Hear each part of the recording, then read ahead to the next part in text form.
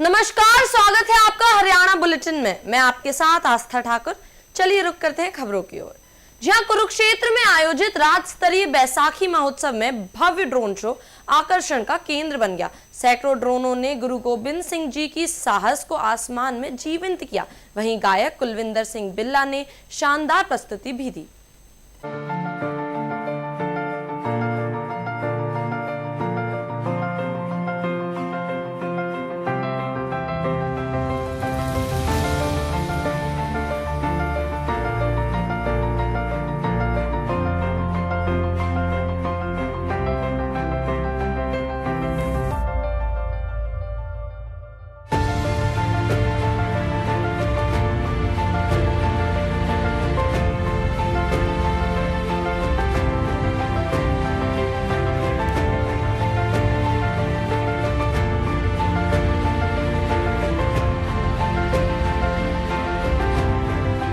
सबसे पहले मैं आपको बैसाखी के मेले की जो 2 दिन से चल रहा है, इसका आज समापन है। इस पे सभी साथियों को बहुत बहुत बधाई देता हूँ। मैं समझता हूँ कि जो बैसाख का महीना, इसमें बैसाखी आती है, ये हमारी साड़ी की फसल का त्योहार है। बैसाखी को हम देसी भाषा में मेघ भी कहते हैं। भाई आई मेघ गेती पछेती एक, यानी कि फसल के बारे में बात है। ये जो हमारी साड़ी की फसल आती है ना, ये बैसाखी पे सब पक जाती है और इसी खुशी के अंदर ये हमारा उत्सव मनाया जाता है। वैसे देसी जो हमारी परंपरा है तो वो 12 महीने की है। जैसे चैत है, बैसाख है, जेठ है, साढ़ है, सौण है, भादवा है, असज है, कतक है, मंगसर है, माह है, पोह है, फौगण है। ये 12 महीने हैं। लेकिन हम इनकी बजाय जनवरी, फरवरी, मार्च, ये 12 महीने अंग्रेजी के जानते हैं। और देसी जो हमारे महीने हैं, ये त्योहारों से जुड़े हुए हैं। फसल के साथ साथ ये सारे मेले हमारी फसलों के ही लगते हैं। तो मैं समझता हूँ ये सारे आज कुरुक्षेत्र के अंदर हमारे मुख्यमंत्री जी ने एक बहुत अच्छा संदेश दिया। ड्रोन शो भी दिखाया और बैसाखी का महत्व भी इस पे चर्चा हुई। मैं समझता हूँ पूजनीय सज्जन माननीय सांसद हमारे नवीन जिंदल जी ने आना था, शायद वो किसी वजह से नहीं आए। सुभाष सुधा जी भी शायद आज किसी वजह से नहीं आ पाए। और अन्य अतिथिगण धर्म क्षेत्र कुरुक्षेत्र के इस पावन भूमि पर आयोजित 2 दिवसीय बैसाखी महोत्सव के समापन अवसर पर आप सब के बीच आकर मुझे बड़ी खुशी हो रही है। सबसे पहले मैं इस पावन भूमि कुरुक्षेत्र को नमन करता हूँ। यह वह धरती है जहाँ धर्म और कर्म का संदेश संपूर्ण मानवता को मिला है। कुरुक्षेत्र का बड़ा महत्व है साथियों। आप इस बात को जानते हैं कि युगों युगों से कुरुक्षेत्र का एक बहुत बड़ा महत्व है। ज्योतिषर हमारे साथ में है। वर्मा जी ने 40 कोस के एरिया में धान की यहाँ खेती की थी। और जब कृष्ण जी को इसी क्षेत्र के अंदर महाभारत जब हुआ तो भी इसी क्षेत्र का साथियों चयन हुआ। गेहूं सीजन के बीच कलानौर बॉर्डर पर पुलिस ने सख्ती बढ़ा दी है। जी हां, हरियाणा उत्तर प्रदेश सीमा पर दस्तावेजों की जांच और 24 घंटे नाकाबंदी जारी है।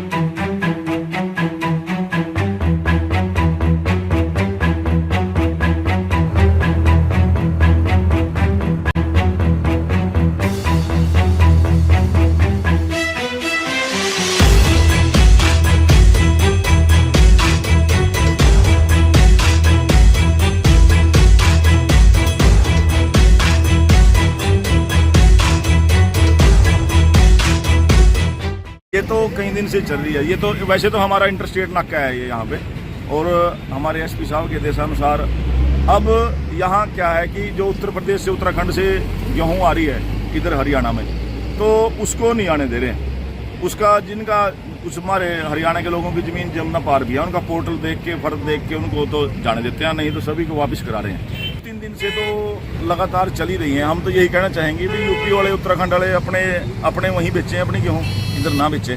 जैसे उच्च अधिकारियों के देश हैं उस अनुसार उस अनुसार ये लोग भी उनका कहना माने, है ना जी। अब 2 दिन से तो 40-50 ट्रेली आई जाती है जिनको वापस करा रहे हैं रोज की रोज। अब लगातार ये 10-12 दिन तो ये रहना ही है। अब यूपीएससी डिपार्टमेंट चारी आ जाते तो हमारे लिए आसानी हो जाती है। और ये 24 घंटे है। सामाजिक कार्यकर्ता कृष्ण कुकरेजा ने मुख्यमंत्री नायाब सिंह सैनी से मुलाकात की। जी हां, इस दौरान 2027 के विधानसभा चुनाव को लेकर अहम चर्चा हुई।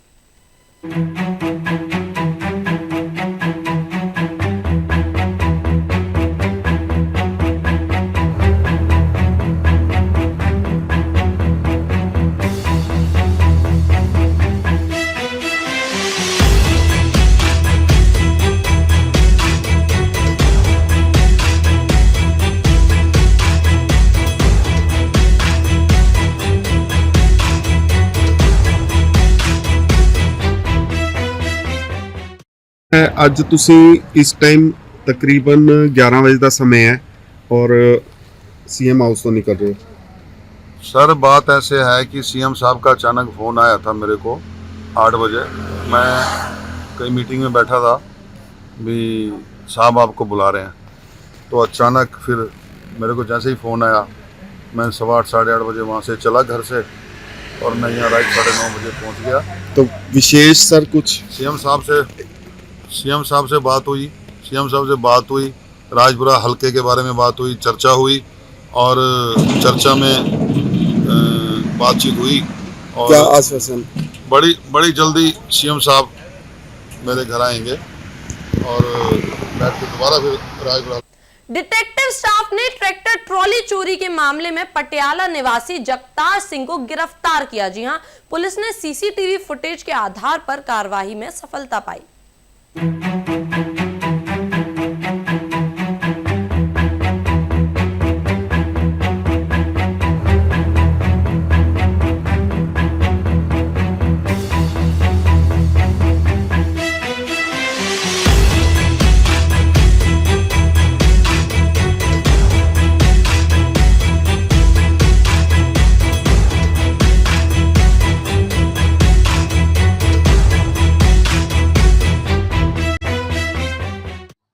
आरोपी को गिरफ्तार किया है, पूरा मामला क्या है, इस मामले में गिरफ्तार किया?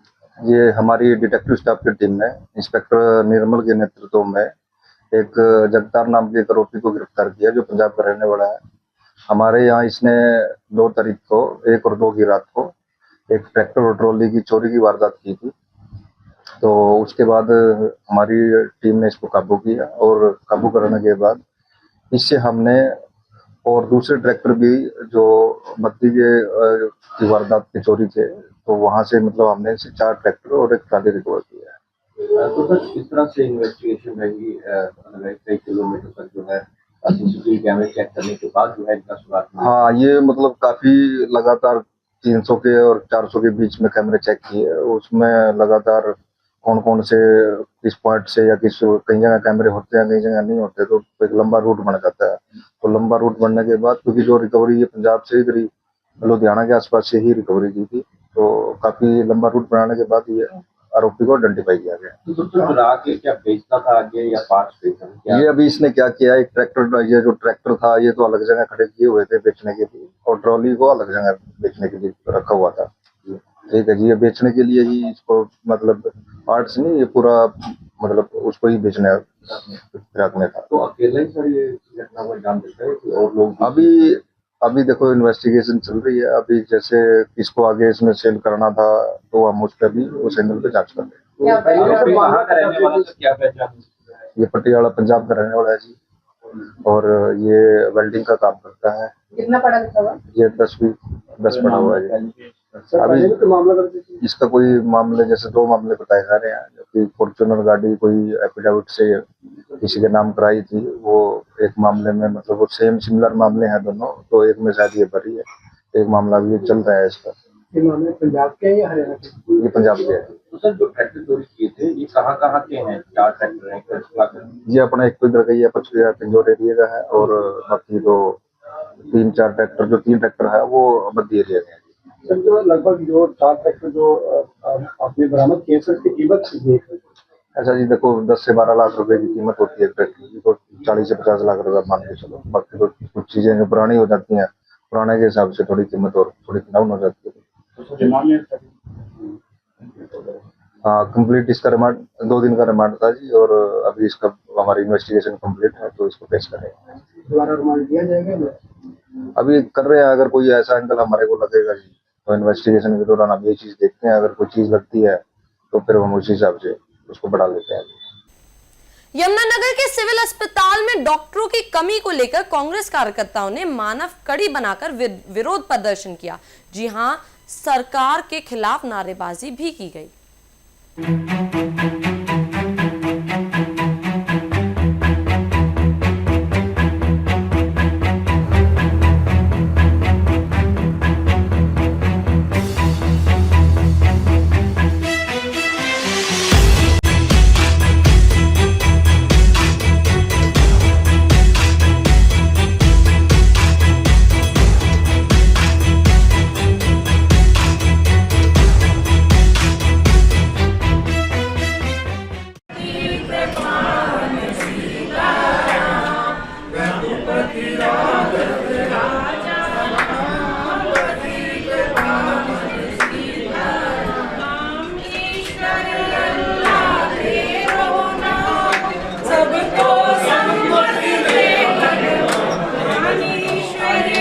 धर्म के नाम पर राजनीति हो, जाति के नाम पर राजनीति हो, इससे अच्छा है आम जनता से जुड़े दुख दर्द के मुद्दों पर राजनीति हो।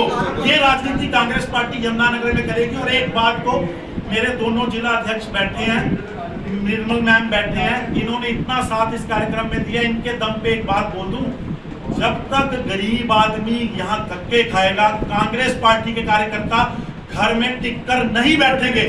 जरूरत पड़ी तो यहाँ भूख हड़ताल पर भी बैठेंगे, लेकिन जब तक गरीब आदमी को उसका हक नहीं मिलता, कांग्रेस पार्टी यमुनानगर के कार्यकर्ता अपने घरों में टिककर नहीं बैठेंगे। ये बात कह दें। और ये अधिकारी जो अपने आप में जनता के सेवक हैं, तो ये राजा समझे बैठे हैं ना, इनको बोल दो अब समय गया, अब तुमको टिककर बैठने नहीं देंगे जब तक जनता को इलाज ढंग का नहीं मिलता। ये कांग्रेस पार्टी यमुनानगर, जिला यमुनानगर की जवान है। आप देखिए, आज का जो हमारा प्रदर्शन है, ये सरकारी हॉस्पिटल के अंदर मेडिकल स्टाफ की बहुत बड़ी कमी है। पिछले दिनों में हमने आरटीआई के माध्यम से ये पता किया कि कितनी वैकेंसीज यहाँ हैं और कितना स्टाफ है, तो हमें पता लगा कि 50% से ज्यादा वैकेंसीज हॉस्पिटल में खाली पड़ी है। पूरे जिले के हमारे यही हालात हैं, चाहे सीएचसी हो, चाहे पीएचसी हो, चाहे हमारे मेन सरकारी अस्पताल हैं, सभी के अंदर 50% से ज्यादा वैकेंसी खाली है। उसके खिलाफ आज कांग्रेस पार्टी का बहुत ही शांतिपूर्वक वुमन चेन बना करके हम अपना रोष जता रहे हैं और सरकार से मांग कर रहे हैं कि जल्दी से जल्दी स्टाफ की कमी को पूरा किया जाए, ताकि गरीब आदमी को इलाज मिल सके, आम आदमी परेशान ना हो। लंबी लंबी लाइनें ओपीडी के बाहर लगी हुई हैं। आप एक बार कैमरा घुमाइए और दिखाइए कितने लोग लाइन में बैठे हैं। इसकी जिम्मेदारी किसकी है? सरकार। हम क्यों चुनते हैं?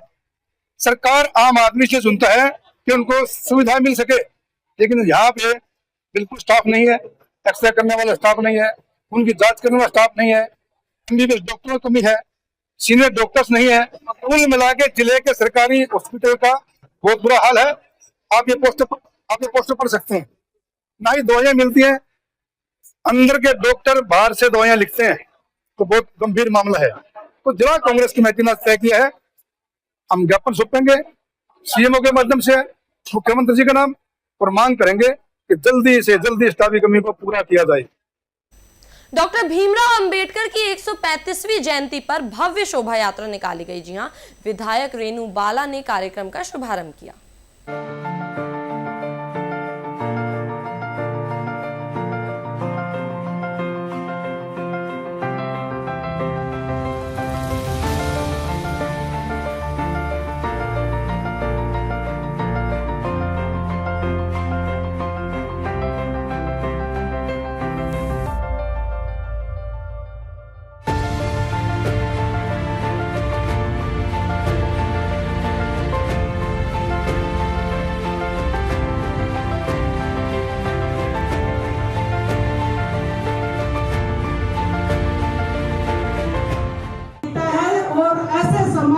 परिकल्पना करते हैं।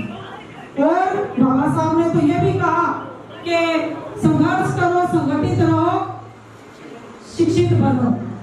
तो ये बाबा साहब के सपने हैं जिनको हम सब ने मिलकर साकार करना है और हमेशा ही उनके बताए हुए पद चिन्हों पर चलकर सच्चाई का, भलाई का हमेशा काम करते रहना है और समाज को आगे लेके आना है। तो मैं ज्यादा कुछ न कहते हुए आप सभी को बाबा साहब की 135वीं जन्म जयंती की बहुत बहुत हार्दिक शुभकामनाएं देती हूँ। आप सबको बधाई देती हूँ और अपना सौभाग्य में समझती हूँ कि काफी साल पहले मैं एक बार इस मंदिर में पहले भी आई थी और ऐसे ही शोभा यात्रा पे मुझे बुलाया गया था और आज भी मेरा सौभाग्य है बाबा साहब की शोभा यात्रा में शामिल होने का मुझे अवसर मिला। मैं धन्यवाद करती हूँ यहाँ के कमेटी प्रबंधक को जिन्होंने मुझे यहाँ आने का सौभाग्य प्राप्त किया, उनका भी सभी का बहुत बहुत धन्यवाद। और आप सब यहाँ पहुँचे, आप सबको बाबा साहब की जन्म जयंती की बहुत बहुत बधाई। और मैं अपनी तरफ से बाबा साहब भारत रत्न भीमराव अम्बेडकर जी के चरणों में अपने निजी कोष से 21,000 रुपए बाबा साहब के चरणों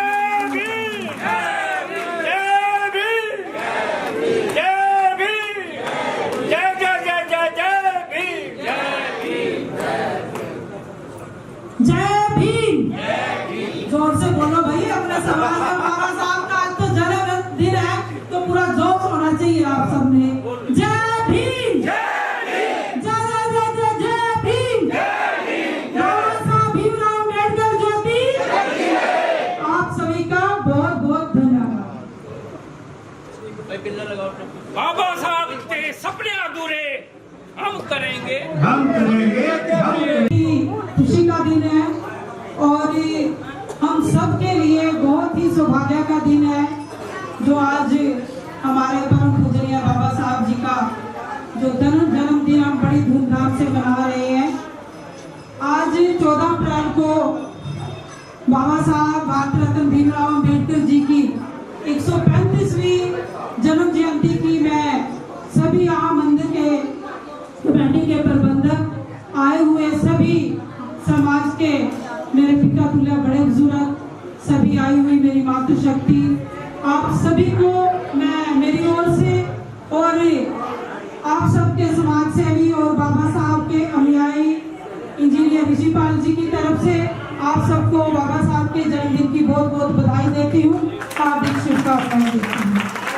साथियों, हम सभी जानते हैं कि बाबा साहब की जन्म जयंती को जो अवसर बड़ी धूमधाम से पूरे भारतवर्ष में मनाया जाता है और सभी जगह पे बाबा साहब के जयकारे, उन्होंने जो काम किए समाज के लिए वो काम दोहराने का हम काम करते हैं समाज में, ताकि उनके बताए हुए पद चिन्हों पर चलकर समाज की भलाई के लिए हम काम करते रहें और समाज की तरक्की के लिए काम करके समाज को आगे लेके आने का हम सब मिलकर काम करें।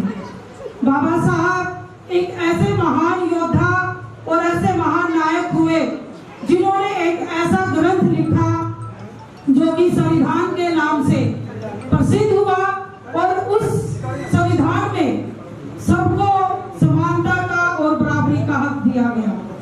आज अगर हम सब लोग यहाँ इकट्ठे हैं, खुली हवा में सांस ले रहे हैं, तो वो सब हमारे परम पूजनीय बाबा साहब भीमराव अम्बेडकर जी की देन है, जिनका उपकार हमें और हमारी आने वाली पीढ़ियों को कभी भी नहीं भूलना चाहिए। जगाधरी अनाज मंडी में सर्वर और गेट पास सिस्टम ठप होने से किसानों ने हंगामा किया। जी हां, और कई घंटों तक जाम लगाकर प्रदर्शन भी किया गया।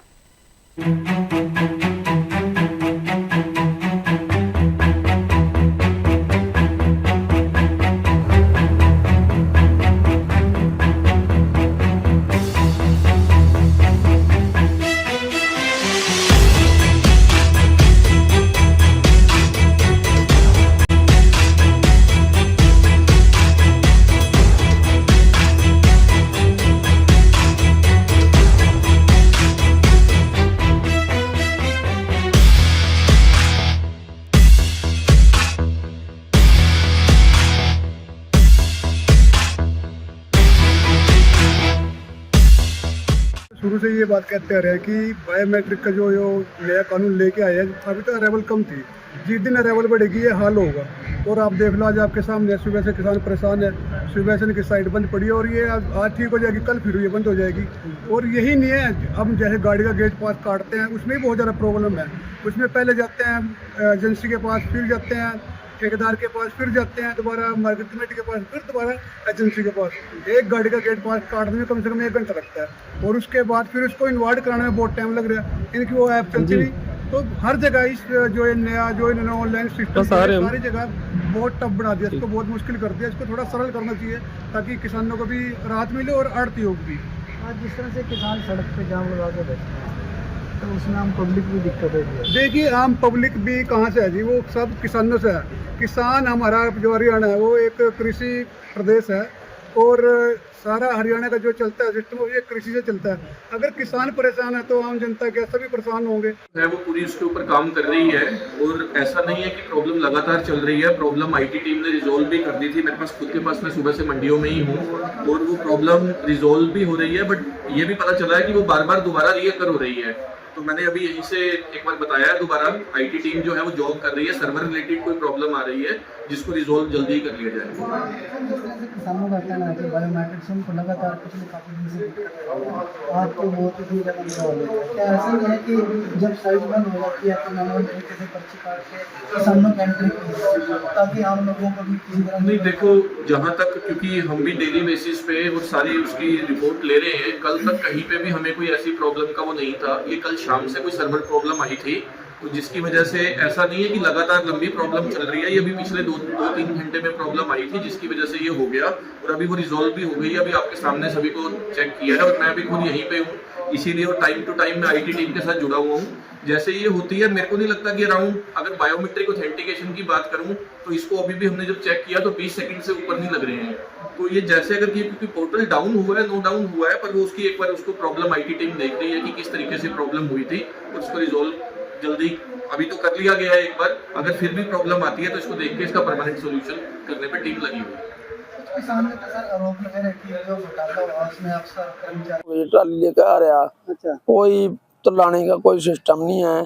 गेहूं सूखी थी, उसके बावजूद भी अब जी कल को तो लगी, आज तो लगी, उसके बावजूद भी ट्राली जो यहाँ से निकल गई गेट पास कटवा गए, उसके बावजूद भी वहाँ पड़ी है ट्राली।